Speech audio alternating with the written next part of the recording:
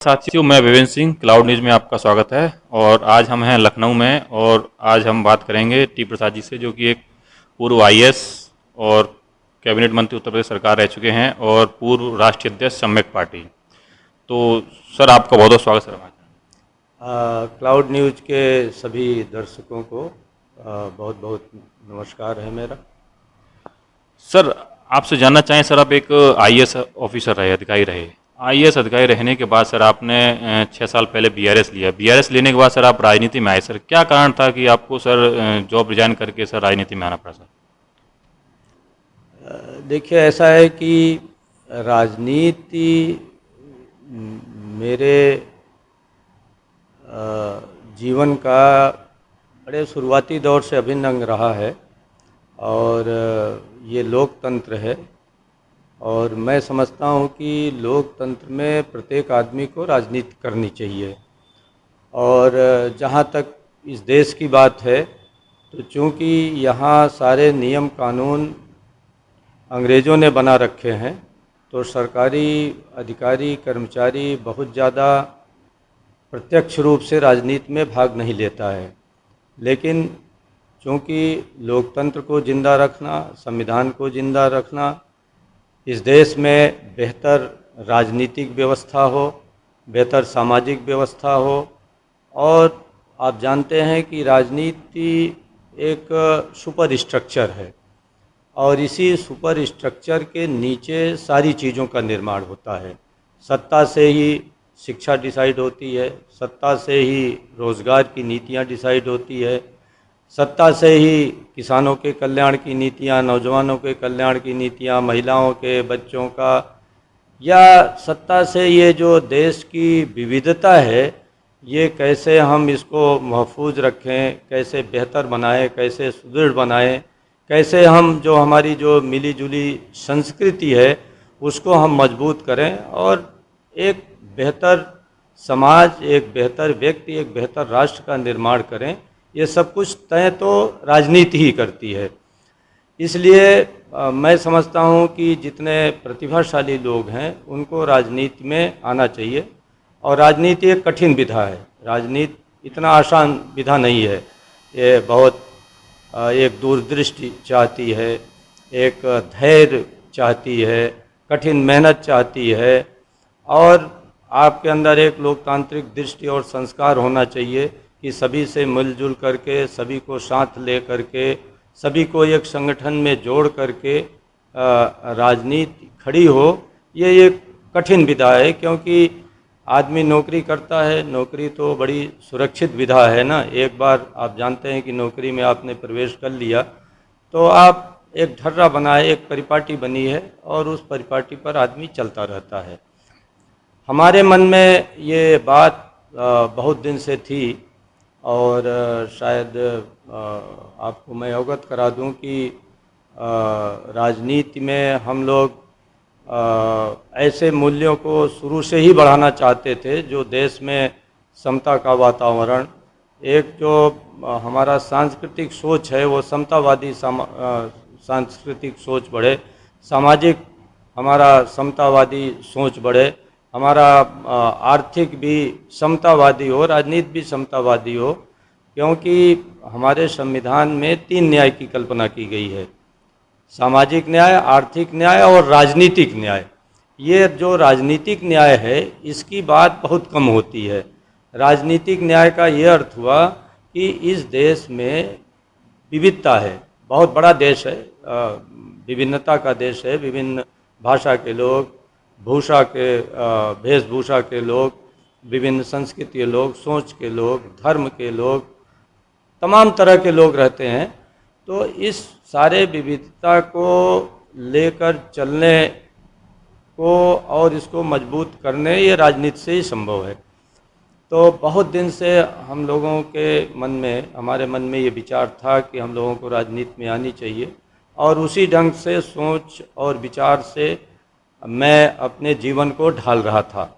और नौकरी में रहते हुए भी मैंने एक ढंग से कहा जाए तो वैसे तो लोग कहते हैं कि राजनीति अलग है और नौकरी अलग है, लेकिन राजनीति और नौकरी अलग नहीं है।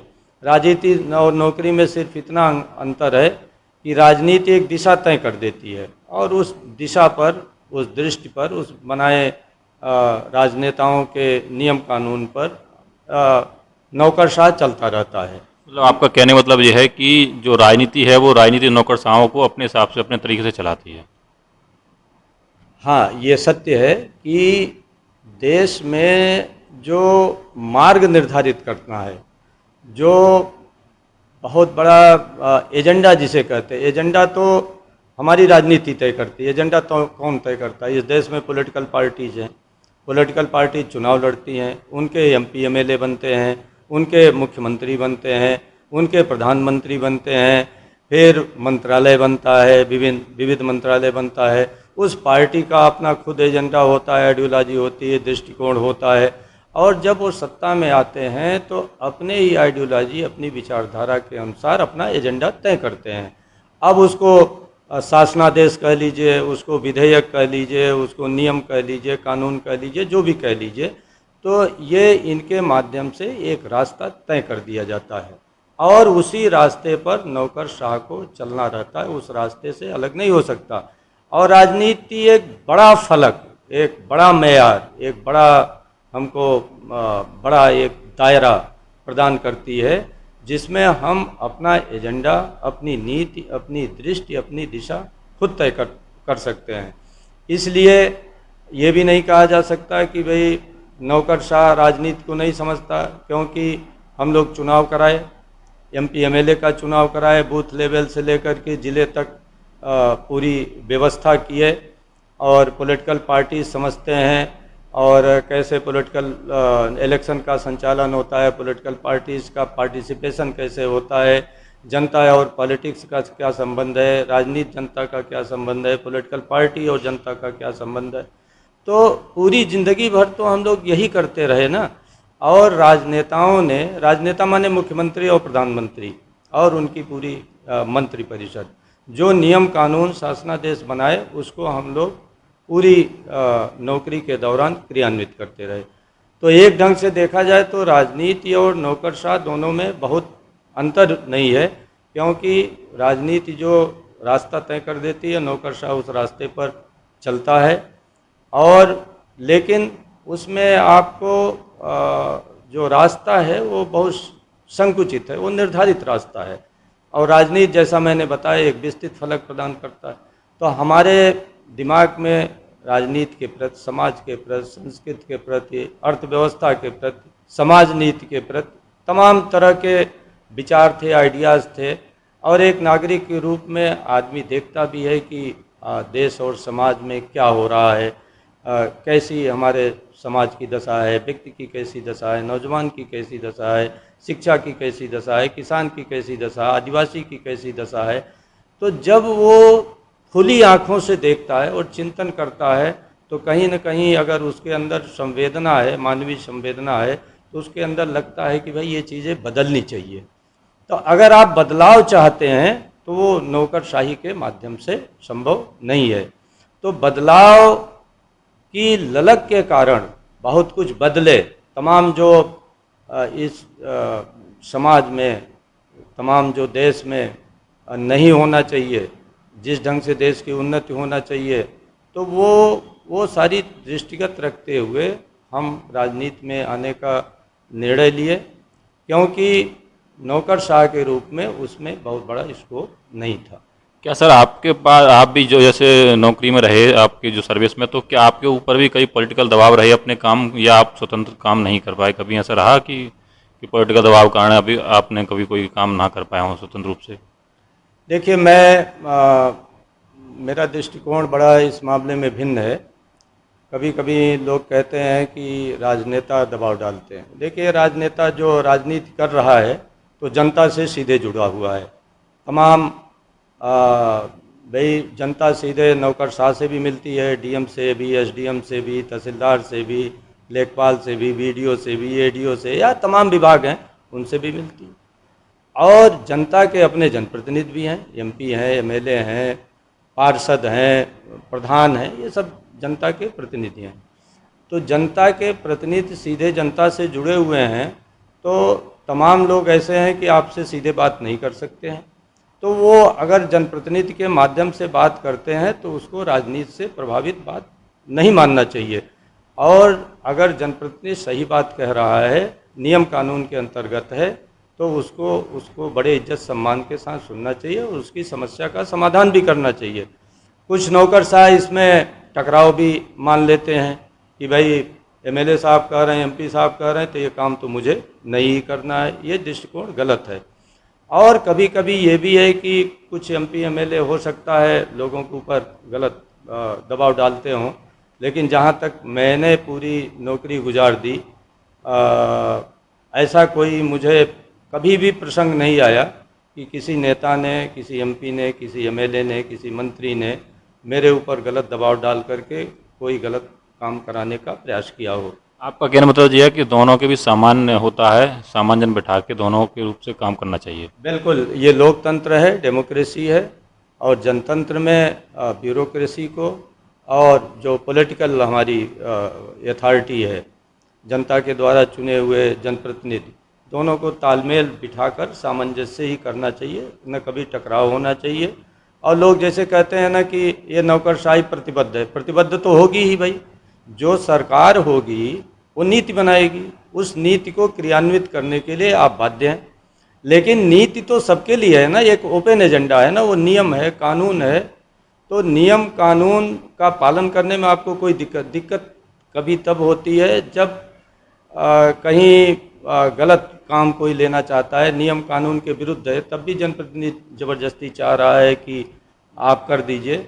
लेकिन मेरा जीवन का अनुभव यही है, और मैं अपने नौकरशाह बंधुओं से भी कहना चाहूँगा कि यदि आप जनता के प्रति प्रतिबद्ध हैं, संविधान के प्रतिबद्ध हैं, देश के प्रतिबद्ध हैं, व्यवस्था के प्रति प्रतिबद्ध हैं, तो आपके रास्ते में कहीं बाधा नहीं डाले आएगी। और अंत में जो सही काम होता है, अगर आप वो करते रहे, तो जनप्रतिनिधि ऐसा नहीं है कि अनावश्यक आपके ऊपर दबाव डालेगा। उसको भी गलत, कभी कभी उसको चीज़ नहीं समझ में आती, ये भी होता है। जैसे हमको ये अनुभव हुआ कि उन्होंने सिफारिश तो कर दी, भाई उनका व्यक्ति था, उन्होंने सुना, उनको लगा कि जैसे मेरे व्यक्ति के साथ बड़ा अन्याय हुआ, तो उन्होंने सिफारिश तो कर दी, लेकिन जब उनको बात सही समझाई गई तो उनको बात सही समझ में भी आ गई। तो एक सामंजस्य का वातावरण ब्यूरोक्रेसी और पॉलिटिकल अथॉरिटी के बीच होना चाहिए। और मैंने पूरे ज़िंदगी नौकरी में यही महसूस किया, और बड़े जिसको कहते हैं स्मूथ ढंग से, बड़े सामंजस्य से और बड़े अच्छे ढंग से हमने नौकरी गुजारी, कोई दिक्कत नहीं है। तो जैसा कि सर आपने बताया कि आप शुरू से ही सारी चीज़ों देखते चले आए कि चुनाव आप कराते, आपने बताया चुनाव हमारे जरिए होता है, एमपी एमएलए चुन के हमारे जरिए सारी व्यवस्था हम देखते, तो इसका मतलब आपके अंदर शुरू से ही राजनीति करने का या राजनीति में आने का शुरू से ही आपके अंदर मन था कि मैं शुरू से ही राजनीति में जाऊँ, पॉलिटिकल में अपना करियर बनाऊँ। क्या ये बात सही है सर? देखिए, मैंने बताया ना कि नौकरशाह चूँकि उन्हीं लोगों के साथ उठना बैठना है, पॉलिटिकल अथॉरिटी के साथ हमें काम करना है, एमपी एमएलए के साथ काम कर, तमाम जनप्रतिनिधियों के साथ काम करना है। मुख्यमंत्री भी बैठकें तमाम लेते हैं, कई मुख्यमंत्री तो सीधे निरीक्षण भी किए हम लोगों के तैनाती के दौरान जिलों में। तो राजनीति की समझ, राजनीति है क्या? राजनीति, देखिए, राजनीति का ये अर्थ हुआ, पॉलिटिक्स का ये अर्थ हुआ कि जो देश में सिस्टम है, उस सिस्टम को चलाने का काम राजनीति करती है। यानी राजनीति का सीधा सा अर्थ हुआ कि पॉलिटिकल पार्टीज हैं, चुनाव हो रहे हैं, चुनाव के माध्यम से आप जीत कर जाते हैं, अपना एजेंडा तय करते हैं। तो राजनीति की जो समझ है वो नौकरशाह में बेहतर होती है। और मैं समझता हूँ कि कोई भी ऐसा अधिकारी नहीं है कि अगर वो राजनीति में आ जाए तो राजनेताओं से कुशल राजनेता हो सकता है, क्योंकि उसको व्यवहारिक अनुभव भी है, उसको फील्ड का भी अनुभव है, क्योंकि आधा वक्त तो उसका फील्ड में ही गुजरता है। वो गांव देहात, जैसे गंवई गांव लोग कहते हैं नहीं, खसरा, खतौनी, मेड़, डांड, चकरोट, चकबंदी, नहर, पानी, सिंचाई, सारी चीज़ें जानता है। स्वास्थ्य विभाग, मेरे कौन सा ऐसा विभाग है, खाद पानी, खेती, सारी बीज, सब कुछ, मौसम, सब कुछ ले करके उसको हर समस्याओं से वो वाकिफ़ रहता है। और क्या वास्तव में स्थिति है समाज की, देश की, व्यक्ति की, वो बेहतर जानता है। और अगर वो संवेदनशील है जैसा मैंने कहा, तो उसको एक बेहतर राजनेता बनना ज़्यादा आसान है, बजाय कि जो राजनीति यूं ही कर रहे हैं लोग। सर, जैसा कि आपने बताया कि एक नौकरशाह बेहतर राजनेता बन सकता है अगर वो संवेदनशील है तो। सर, आपने भी सर रिजाइन करने के 3 दिन बाद ही समाजवादी पार्टी ज्वाइन की और आपको वहाँ कैबिनेट मंत्री बनाया गया, लेकिन फिर आपने वहाँ समाजवादी छोड़ के अपना एक अलग रास्ता क्यों अपनाया? आप जिस कहते हैं कि लोकतांत्रिक पार्टी की, ऐसा क्यों रहा सर? देखिए, पहले तो मैं आपको बता दूं, चूँकि मुझे राजनीति में आनी थी, मतलब मेरी यह आना था, तो राजनीति में आने का जो मेरा मकसद था वो तभी पूरा होता जब मैं रिजाइन करके राजनीति ज्वाइन करता। तो इसलिए मैंने आईएएस से रिजाइन कर दिया, 6 साल पहले रिजाइन कर दिया। और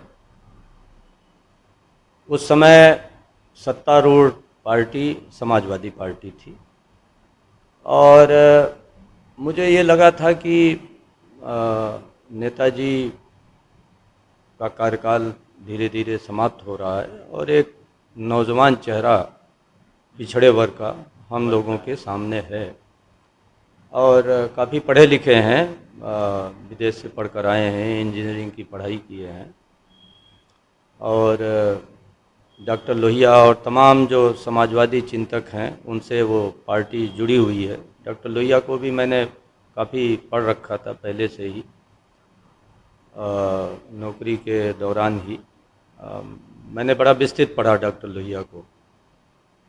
तो हमको लगा कि ये मुफीद वक्त है और हम समाजवादी पार्टी ज्वाइन करें, क्योंकि ये एक